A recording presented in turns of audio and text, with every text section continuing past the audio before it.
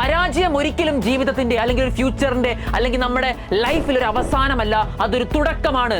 നമ്മുടെ തെറ്റുകൾ ചൂണ്ടിക്കാണിക്കുന്ന, നമുക്ക് സ്വയം തീട്ടുന്ന നമ്മൾ എന്തൊക്കെ തെറ്റ് ചെയ്തു, ഈ പരാജയത്തിലേക്ക് അല്ലെങ്കിൽ ഈ ഒരു മാർക്ക് എക്സ്പെക്ട് ചെയ്തതിൽ നിന്ന് കുറയാൻ കാരണമായിട്ടുള്ള തെറ്റുകൾ എന്തൊക്കെയാണ്, അത് നിങ്ങളെ ചൂണ്ടിക്കാണിക്കുന്ന, നിങ്ങൾക്ക് തന്നെ മനസ്സിലാക്കി തരുന്ന ഒരു കണ്ണാടിയായിട്ട് ഇതിനെ കണ്ടാൽ മതി. നിങ്ങൾക്ക് മിസ്റ്റേക്ക് പറ്റിയിട്ടുണ്ടോ, തിരുത്താൻ പറ്റും.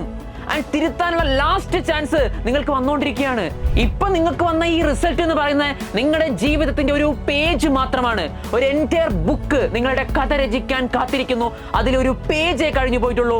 ഇനിയുള്ള പേജുകളിൽ, ഇനിയുള്ള മാസങ്ങളിൽ, ഇനിയുള്ള ലൈഫിൽ നിങ്ങൾ വിജയങ്ങൾ അച്ചീവ് ചെയ്യും. സോ എന്ത് മിസ്റ്റേക്ക് നിങ്ങൾക്ക് പറ്റി എന്നത് തിരിച്ചറിയണം. അത് ഇനി റിപ്പീറ്റ് ചെയ്യാതിരിക്കാൻ നിങ്ങൾക്ക് എന്ത് ചെയ്യാൻ കഴിയും എന്നുള്ളത് ഇന്ന് തീരുമാനിക്കണം.